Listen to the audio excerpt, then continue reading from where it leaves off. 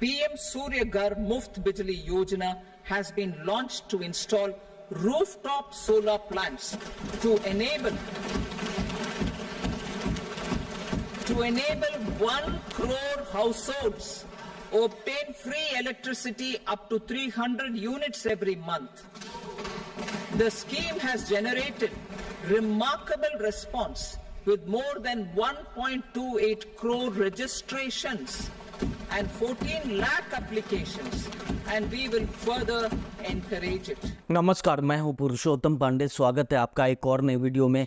आज की इस वीडियो में देखिए यूनियन बजट आ गया अपना, और 2024-25 में क्या सोलर इंडस्ट्री में होने वाला है वो पूरे डिटेल में पता चल गया कि आने वाले समय में किस तरीके से सोलर इंडस्ट्री आगे बढ़ने वाला है। तो देखिए साल के शुरुआत में ही आपको पता चल गया था कि किस तरीके से सोलर पैनल का इंस्टॉलेशन होने वाला है, तो उसकी उद्घोषणा हुई थी। लेकिन वो क्या था, अंतरिम बजट था। लेकिन ये फुल बजट आया है, तो इसमें क्या होने वाला है सोलर इंडस्ट्री में पूरे डिटेल में बताया गया है। तो चलिए पूरे डिटेल में जानेंगे इस वीडियो में। तो वीडियो को पहले से ही लाइक कर दीजिए, चैनल में नए हैं तो सब्सक्राइब कर लीजिए। तो चलिए आरंभ करते हैं।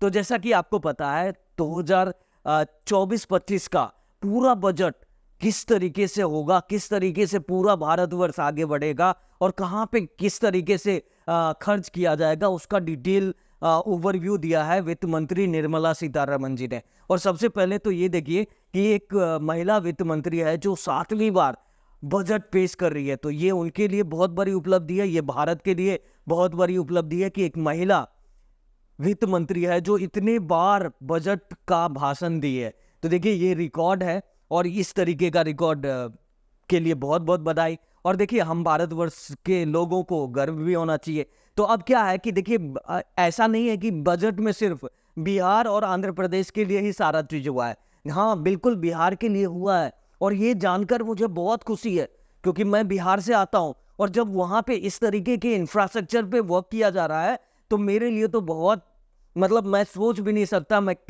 कहाँ पे हूँ। तो देखिए इंफ्रास्ट्रक्चर का वर्क वहाँ पे हुआ ही नहीं है। तो अभी जो फंड मिला है ना, बिहार सरकार से हाथ जोड़ के विनती है कि इसको अच्छे तरीके से खर्च कर लेना भाई। अभी जो ब्रिजेज गिर रहे थे, अभी जो रोड टूट रहा था, रोड धंस रहा था, वो सब नहीं होना चाहिए। इसमें तो धांधली बिल्कुल भी मत करना, और अच्छी एजेंसी के साथ मिलके ये इंफ्रास्ट्रक्चर का जो वर्क है, एक्सप्रेसवे बनना है, वो सारा वर्क होना चाहिए। और इसमें सोलर इंडस्ट्री का काफी अहम रोल होने वाला है। और जब ये सारी इंफ्रास्ट्रक्चर का वर्क हो जाएगा ना, तो समझ लीजिए कि ट्रांसपोर्टेशन कितना इजी हो जाएगा। तो जब ट्रांसपोर्टेशन इजी हो जाएगा तो सोलर में क्या, वहां पे चैलेंज है जो मुझे बिहार में दिखता है। बिहार में अभी भी देखिएगा ना, सोलर पैनल का रेट यदि दिल्ली एनसीआर में 16 रुपए पर वाट है, तो आज मैं बात कर रहा था वहां के वारी के डिस्ट्रीब्यूटर से, तो वो क्या रेट आपको बता रहे थे, 20 रुपए पर वाट का रेट बता रहे थे। तो देखिए जब ट्रांसपोर्टेशन इतना स्मूथ हो जाएगा और वहां पे अच्छे तरीके से सोलर पैनल भी पहुंच पाएगा, इन्वर्टर भी पहुंच पाएगा, तो रेट डिक्रीज होगा। तो ये पूरे बिहार वासियों के लिए बहुत अच्छी खबर होगी। तो ये तो बहुत अच्छा लगा कि इस तरीके का फंड का एलोकेशन हुआ है। इवन कि इंफ्रास्ट्रक्चर पे वर्क तो हो ही रहा है, पर्यटन स्थल को बढ़ावा, कितना कुछ है वहाँ पे, टूरिज्म कुछ भी एक्सप्लोर नहीं किया गया है। तो देखिए वहाँ पे जैसे राजगीर को डेवलप किया जा रहा है, वहाँ पे जैसे गया को डेवलप किया जाएगा। तो ये बहुत अच्छी खबर है, और ये एज अ बिहार का होने के नाते, एज अ बिहारी मुझे बहुत प्राउड होता है। और इस तरीके का जब अच्छे तरीके से वहाँ पे हो जाएगा ना, तो बिहार का कायाकल्प हो जाएगा। जी हाँ बिल्कुल होगा। और जो नीचे से बिहार आता है वो ऊपर से आना शुरू होगा। और देखिए कभी ना कभी अपना गौरव तो लौट के आता ही है। तो इस बजट के माध्यम से तो मुझे वो अच्छे दिन दिख रहे हैं, और आने वाले समय में अच्छा होके रहेगा। हम तो ऑप्टिमिस्टिक हैं भाई। इवन इसी तरीके से देखिए आंध्र प्रदेश के लिए फंड एलोकेट किया गया है। वहाँ पे वहाँ आंध्र प्रदेश के राजधानी को डेवलपमेंट के लिए दिया गया है। तो वहाँ पे भी सोलर का काफ़ी कुछ किया जा सकता है। अब देखिए अब जो भी बिल्डिंगें बन रही है ना, वो नेट जीरो कॉन्सेप्ट पे बन रही है, जहाँ पे कि पूरा बिल्डिंग का जो इलेक्ट्रिसिटी का उत्पादन होगा वो सोलर करेगा। तो देखिए इस तरीके से जब इंफ्रास्ट्रक्चर पे वर्क होता है तो सोलर में काम भी बहुत ज़्यादा आता है। अब ये सारा काम आप कैसे कर पाओगे, इसके लिए तो आपको गवर्नमेंट के ई-कॉमर्स वेबसाइट है जेम पे जाके रजिस्टर्ड करना पड़ेगा। जी हाँ, वहाँ पे जाके आप रजिस्टर्ड कर लीजिए, और आने वाले समय का टेंडर वहाँ से ले लीजिए और इस तरह का काम आप कर पाएंगे। तो ये तो देखिए एक सेगमेंट है जो बजट में बहुत अच्छा लगा है। अब देखिए सोलर इंडस्ट्री में क्या किया गया है। जी हाँ, सोलर इंडस्ट्री में जो किया गया है ना, वो भी बहुत अच्छा काम किया गया। देखिए अंतरिम बजट आया था, उसमें 75,021 करोड़ का फंड एलोकेट किया गया था सोलर के लिए, जिसमें कि आपको पता है 1 करोड़ लोगों के घर में सोलर पैनल सिस्टम लगने पे सब्सिडी का प्रोविजन था।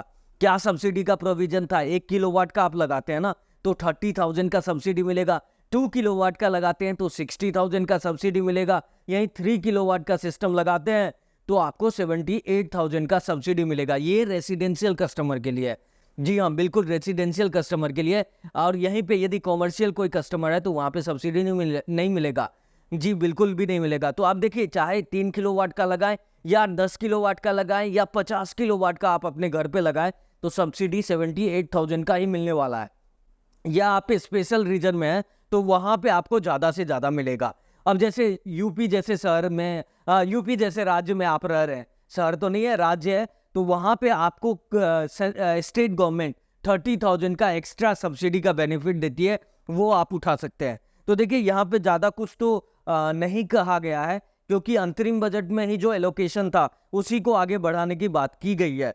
तो देखिए टोटल रजिस्ट्रेशन के बारे में बताया गया कि कितना रजिस्ट्रेशन पीएम सूर्यघर में हुआ है। तो देखिए सक्सेसफुली जो रजिस्टर्ड हुआ ना, 1.28 करोड़ लोग वहां पे रजिस्टर्ड कर चुके हैं। तो जो मैं बोल रहा हूँ ना, 4 करोड़ से ज़्यादा रजिस्ट्रेशन हुई है।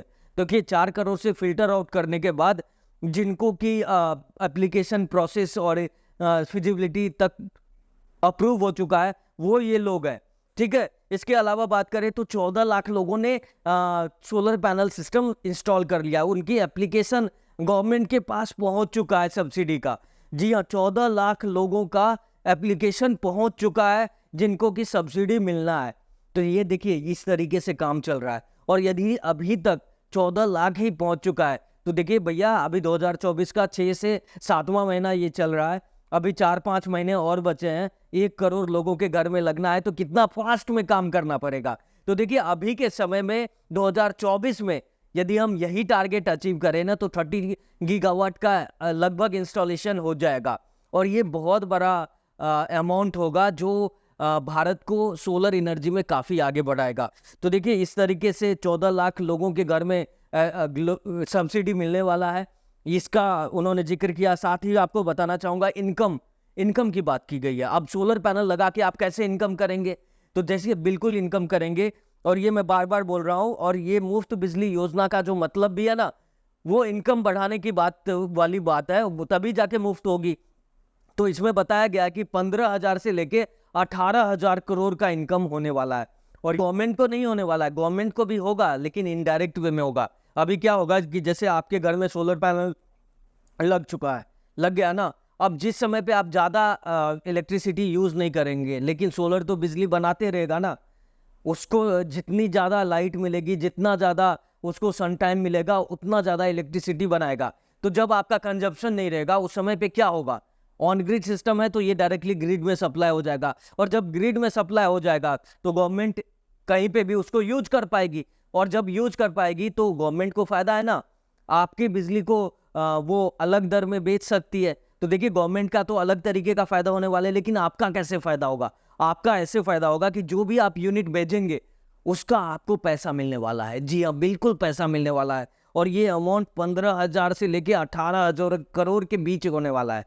तो देखिए कितना ह्यूज अपॉर्चुनिटी है। और देखिए जिन राज्यों में इस तरीके का प्रोविजन नहीं किया गया है ना कि आप ग्रिड में सप्लाई करें और बिजली का जो यूनिट पर पे बेनिफिट मिलने वाला है वो नहीं है, तो आने वाले समय में इसका भी प्रोविजन होने वाला है। जैसे देखिए दिल्ली में क्या हुआ, दिल्ली में तो स्टेट गवर्नमेंट ने अनाउंस कर दिया कि हम 3 रुपये पर यूनिट आपको देने वाले हैं। तो इस तरीके से दिल्ली में हो गया है, गुजरात में ऑलरेडी हो रहा है, तो इसी तरीके से बाकी राज्यों में भी होगा, यूपी में भी होगा, बिहार में भी होगा, झारखंड में भी होगा, और बाकी सारे पूरे भारतवर्ष में होने वाला है। तो इस तरीके से आप इनकम करेंगे। और जब सेंट्रल गवर्नमेंट बोल रही है तो राज्य सरकार को तो करना ही पड़ेगा भैया, और कोई ऑप्शन ही नहीं है। तो देखिए इस तरीके से ये पूरा बजट रहा है। और बजट में ग्रीन एनर्जी को बढ़ावा देने के लिए, ग्रीन हाइड्रोजन को बढ़ावा देने के लिए काफ़ी कुछ बात किया गया है। और जब ग्रीन हाइड्रोजन की बात होती है तो वहां पे भी सोलर का इन्वॉल्वमेंट है, क्योंकि ग्रीन एनर्जी ग्रीन हाइड्रोजन कैसे होगा? जब हम ग्रीन एनर्जी से हाइड्रोजन एक्सट्रैक्ट करेंगे तब तो ग्रीन हाइड्रोजन होगा। तो वहां पे भी आपका सोलर का काफी कुछ काम बढ़ने वाला है। तो इस तरीके से बजट ना बिहार और आंध्र प्रदेश का नाम जरूर लिया गया है, लेकिन ग्रीन एनर्जी ओरिएंटेड भी ये बजट था। जी हाँ, बिल्कुल था। तो देखिए, मैं बहुत आशान्वित हूँ आने वाले समय में जो समय होने वाला है ना, वो ग्रीन एनर्जी का होने वाला है। आने वाले समय में जो स्किल्ड लेबर की बात की जाती है, वो सबसे ज़्यादा एम्प्लॉयमेंट यहीं पे होने वाला है, यहीं पे मिलने वाला है। तो देखिए, एम्प्लॉयमेंट भी ये ग्रीन एनर्जी जो है जनरेट करके देगी और भारत की अर्थव्यवस्था भी बहुत ही मजबूत करने वाली है। तो आने वाले साल में सोलर, विंड, बायोमास सबका पूरा भयंकर मार्केट होने वाला है। तो इसका ज़्यादा से ज़्यादा बेनिफिट आप उठा सकते हैं। तो कैसा लगा ये बजट पे मेरा असेसमेंट, आप कमेंट करके जरूर बताएं। आपको ये बजट कैसा लगा, ये भी हमारे कमेंट बॉक्स में जरूर लिखें। वीडियो अच्छा लगा तो लाइक जरूर करें, चैनल में नए हैं तो सब्सक्राइब कर ले। इसी तरह का हेल्पफुल कंटेंट को देखते रहने के लिए, चैनल पे बार बार आने के लिए आपका बहुत बहुत बहुत धन्यवाद। जय हिंद।